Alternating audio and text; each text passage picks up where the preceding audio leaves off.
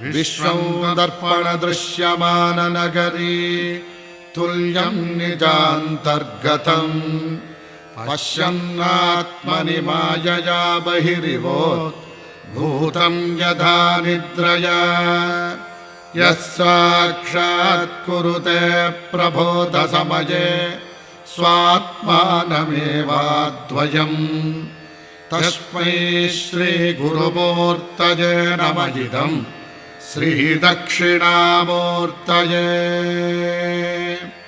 बीजस्यान्तरिवाङ्कुरो जगदिकं प्राङ्निर्विकल्पं पुनः मायाकल्पितदेशकालकलना मयि चित्रचित्रीकृतम् मायाविव विजृम्भयत्यभिमः योगी वयस्वेच्छया।